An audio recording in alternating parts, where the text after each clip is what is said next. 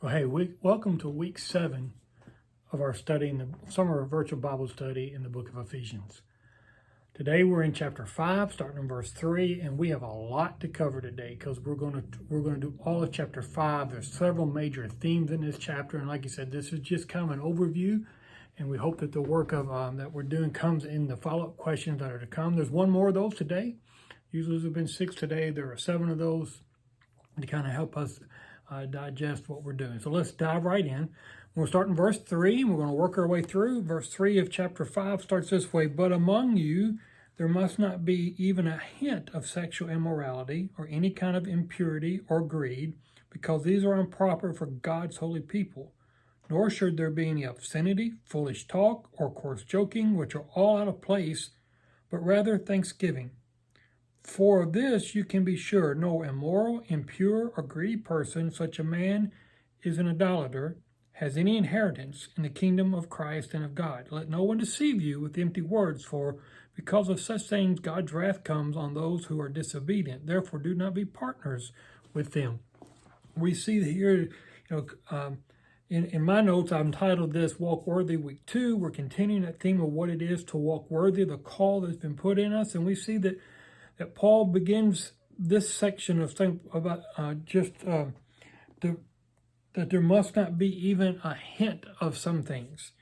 And so even when we think about that, what Paul's talking about, he's not talking about that we need to manage our sin or that we need to rename our sin, but we are to kill our sin. There shouldn't be any hint of these. And he begins, and we'll see, you've seen as you read through it, some things that are listed, one thing that were listed here, sexual immorality.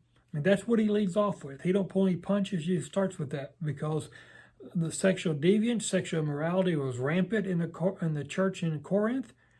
And if we're honest with ourselves, right, we got to say that things aren't a lot different in the church in 2020, some 2,000 plus years later. Things aren't really a lot different. And so Paul is, he talks about this a lot. He talks about it in Colossians chapter 3. He talks about it in Galatians chapter 5. He talks about it in 1 Corinthians chapter 6. And so this is not only something that's happened in the early church in Corinth, but it's something that's running rampant through all the early church.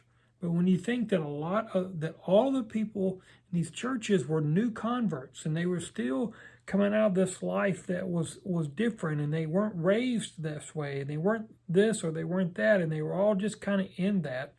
And so he's telling them, you can't do that. So then he talks about, what do you think? Any kind of sexual immorality, any kind of impurity, or greed. The greed is that constant desire for more. And that, what we have is never enough. And you're talking about where we live in America in 2020, that may be the hallmark of who we are, right? We are greedy people. We always want more. I have a 36-inch TV. I need a 55-inch TV. I got a 55-inch TV. I need a 70-inch TV. I got a 70-inch TV. I need one that fills up the whole stinking wall in my living room, right? It's that greed that always wanting more. And Paul's saying there's no room for that in the life, that we need to be content in where we are, and that those things aren't bad, but it's the greed that is attached to getting those things that that we're constantly wanting more. And then he talks about obscenity. He talks about foolish talk. He talks about coarse joking. Coarse joking. If you wouldn't tell it in church, you shouldn't be telling it, right? I think that's what I was taught growing up.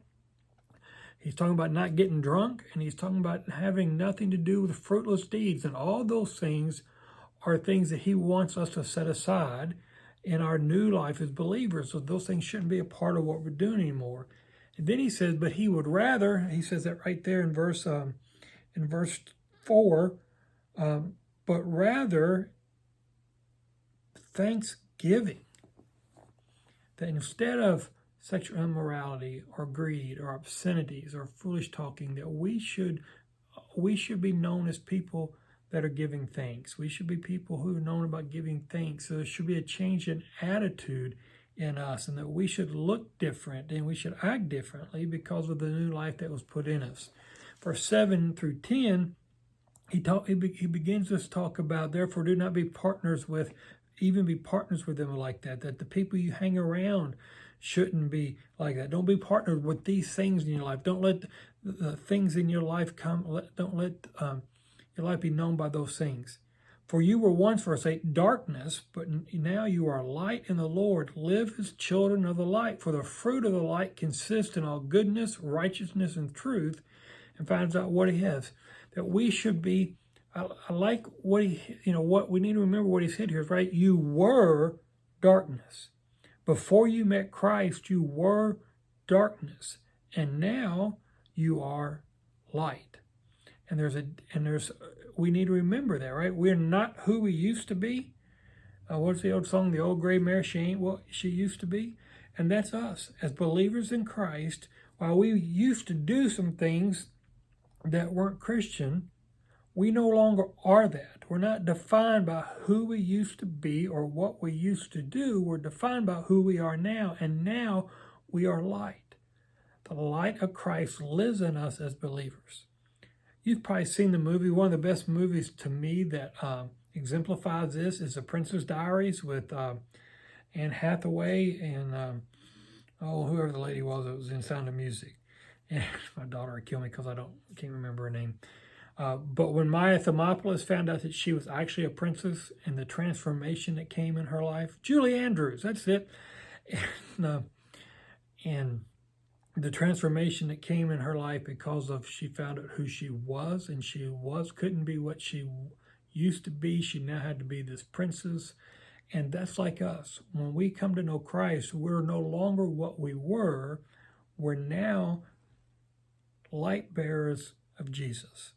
And because of that, we used to be in darkness, but now it's like our ID has changed. Our identity has changed. What did he say there? Have nothing, and so because of that, right? You live with for the fruit of the light consists in all goodness, righteousness, and truth.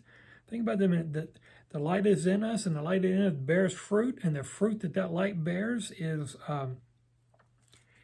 goodness and righteousness and truth. It's like, let's say, have nothing to do with fruitless deeds of darkness, but rather expose them. For it is shameful even to mention what is with the disobedient doing secret, but everything exposed by the light becomes visible, for it is the light that makes everything visible. This is why it says, wake up, O sleeper, arise from the dead, and Christ will shine on you. Be careful then how you live, not as unwise, but as wise, making the most of every opportunity, because the days are evil. So he continues on this darkness and light thing. Remember when you were a kid and mom would turn a night light on for you if you were scared of the dark? You'd have night lights from your bedroom maybe to the restroom, right? And so you could see your way in the dark to that, or you weren't afraid. I remember as a kid there was a chair in the corner of our house that I'd hang my pants over when I went to bed.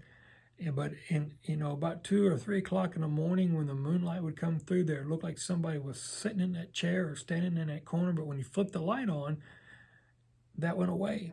And your brain was just triggered, there's something over there, right? And so what God is saying, when you see that and in the darkness and the light is exposed to it, then it calls out the darkness. Kind of like an x-ray, right? When you have an x-ray and it shows that the doctor can see that there's a bone broken and something needs to be fixed, when the light of Christ shines in us, it shows those places of darkness in our life that we need to deal with.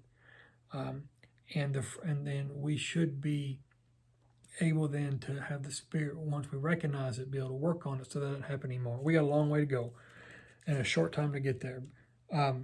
Therefore, do not be foolish, but understand what the Lord's will is. And the Lord's will is for what? For us to love Lord to God with all our heart, with all our soul, with all our mind, and love our neighbor as we love ourselves. And then he says, do not get drunk with wine, which leads to debauchery. I love that word. But be filled with the Spirit. And then we're to speak to one another with psalms, hymns, and spiritual songs. Sing and make music in your heart to the Lord. Always give thanks to God the Father for everything in the name of the Lord Jesus Christ. And then submit to one another out of reverence. So he talks to us about rising and shining, and to rise from our dead, to let the light of Christ shine in us, to be those things, and to live wisely, to make the most of every opportunity, and that we're supposed to be filled with the Spirit. And there are three examples given there in verse 18 about how it is, starting in verse 18, about living in the Spirit. One is singing with the heart. It's one of the reasons why singing is so important to worship, and that we sing from the heart, and we just don't mouth it. The singing comes from the heart. Secondly, that we give thanks to one another and in front of one another and to the Lord. And thirdly, that we submit. And then the whole last part of chapter 5 deals with this whole issue of submit. Verse 21, submit to one another out of reverence for Christ. And then this whole section on husband and wives. And that section gets us sometimes misunderstood, gets us in a lot of trouble. But the section on husband and wife helps us understand that there's a way in which Paul laid out for that to happen, that the husband was to love the wife as Christ loved the church. And how did Christ love the church? By giving up his life for him. But there's two parts of the same equation. They both have value with God. They both are created in the image of God. They have different roles to play in the marriage. And part of the issue as early in marriages is this whole issue of leaving one another. You leave your father and mother and you become this new union. And, sometimes you got to cut the apron strings, become the couple you were created to be. And then we see several verses in there speaking to men on how they're to treat their wives. But it all boils down to this: husbands, love your wife as you love yourself, and as Christ loved the church. A lot playing to the ego of a man. And then with women, a few verses that ends with, wife, respect your husband. Because Paul wanted everything that happened, including the marriage, to be one that when people looked at from the outside, they could see that your marriage was Christ-like, and even in your marriage, you were pointing people to Christ. That how you related to one another, how you interacted with one another, was vital to your Christian witness. And some marriages are great that way, some are not. And so let me encourage you, if you're married, to make the number one goal of your marriage to that both of you are falling in love with Christ, and that together, as you grow closer together, you're also growing closer to God, and that the point of your marriage is pointing people to Jesus. Hey, next week we'll be in week 8. Your homework assignment is to read chapter 6. We'll cover all of chapter 6 next week.